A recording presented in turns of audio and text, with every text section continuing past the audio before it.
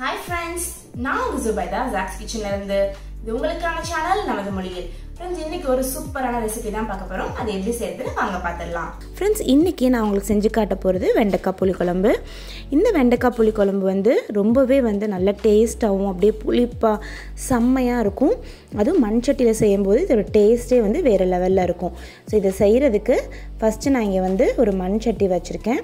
மண் சட்டி வந்து இந்த மாதிரி கடாய் டைப்லயே இப்ப கிடைக்குது. நீங்க இந்த மாதிரியே வாங்கிக்கலாம். இப்போ இது நல்லா வந்து சூடானதுக்கு அப்புறம் இதுல நல்லெண்ணெய் 1 டேபிள்ஸ்பூன் ஊத்திட்டு ஒரு 100 கிராம் வந்து வெண்டைக்காவை இந்த மாதிரி கட் பண்ணி வச்சிருக்கேன். அதையும் இதுல சேர்த்துறேன். சேர்த்துட்டு நல்லா அதை வந்து நம்ம வதக்கிக்கறணும். வெண்டைக்காயில இருக்க விழுவிழுப்பெல்லாம் போகணும். அந்த மாதிரி நல்லா சூடா ஒரு 5 நிமிஷத்துக்கு வதக்கி எடுத்துக்கலாம். இப்போ வெண்டைக்காய் நல்லா வதங்கிருச்சு. ஒரு 5 மினிட்ஸ்க்கு வதக்கியாச்சு. அந்த விழுவிழுப்பு எல்லாமே நல்லா போயிடுச்சு. இப்போ இந்த வதக்கின வெண்டைக்காவை நான் வந்து ஒரு பிளேட்டுக்கு மாற்றிட்டு திரும்ப அந்த மண் சட்டியை திரும்ப கேஸில் வச்சிடுறேன், ஸ்டவ்வில் வச்சிடுறேன். இப்போ இதில் நம்ம வந்து 1 டேபிள்ஸ்பூன் நல்லெண்ணெய் ஊற்றியாச்சு.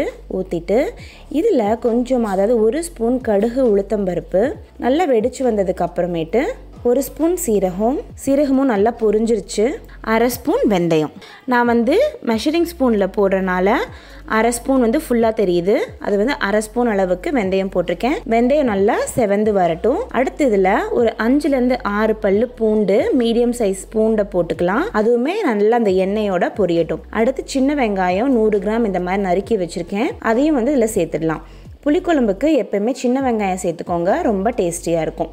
இப்போ நல்லா இந்த எண்ணெயோட அப்படியே நம்ம எல்லாத்தையும் சேர்த்து நல்லா சுருள வதக்கிக்கலாம். இப்போது வெங்காயம் நல்லா வதங்கிருச்சு. கலர் மாறி லைட்டாக பிங்க் கலரில் இருக்குது பாருங்கள். இப்போ இதில் மீடியம் சைஸ் தக்காளி 3 நாட்டு தக்காளி சேர்த்துட்டு அதுக்கப்புறம் இதில் 1 ஸ்பூன் மிளகாய்த்தூள், 1/2 ஸ்பூன் மஞ்சள் தூள், தனியாத்தூள் 1 டேபிள் ஸ்பூன், அதுக்கப்புறம் சுவைக்கு ஏற்ப உப்பு, இது எல்லாத்தையும் சேர்த்து நல்லா ஒன்று சொன்னாப்புல நம்ம வந்து வதக்கி விட்டுக்கலாம்.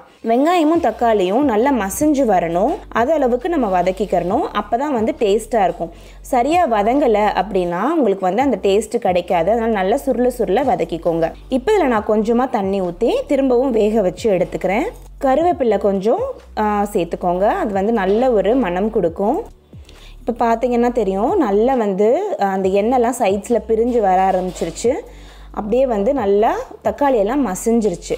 இப்போ இதில் நான் வந்து ஒரு 100 ml புளி கரைச்சி வச்சுருந்த தண்ணியை ஊற்றிக்கிறேன். ஒரு கொதி வரட்டும். இப்போ நல்லா கொதிச்சிருச்சு. இப்போ இதில் நம்ம எடுத்து வச்சுருக்க தேங்காய் பால் ஊற்றிடலாம். ஒரு 1/4 மூடி தேங்காவை எடுத்து அரைச்சி பாலாக எடுத்து வச்சுருக்கேன். அதையுமே இதில் ஊற்றிட்டு அப்புறம் கொஞ்சம் அந்த தேங்காய் பால்லையே தண்ணியும் ஊற்றி இதில் ஊற்றிட்டேன். அவ்வளோதான் ஃப்ரெண்ட்ஸ். இப்போ நம்மளுடைய நல்ல புளிக்குழம்பு ரெடி ஆயிடுச்சு. உங்களுக்கு திக்னஸ் எவ்வளோ வேணுமோ அதுக்கு தகுந்த மாதிரி நீங்கள் வச்சுக்கலாம். இப்போ வந்து லைட்டாக ஒரு சூடானதுக்கப்புறம் நம்ம ஏற்கனவே வதக்கி வச்சுருக்கோம்ல வெண்டைக்காய், அதை இதில் போட்டுட்டு நல்லா கொதிக்க விட்டு மேலே கொத்தமல்லி தலையை தூவி இறக்கணும். அப்படின்னா சூப்பரான மண் சட்டி வெண்டைக்காய் புளிக்குழம்பு ரெடி ஆகிடும். ஸோ இதே மாதிரி நீங்கள் செஞ்சு பாருங்கள். செஞ்சு பார்த்துட்டு எப்படி வந்திருக்குன்ற உங்களுடைய கருத்தை மறக்காமல் கமெண்ட்டில் சொல்லுங்கள்.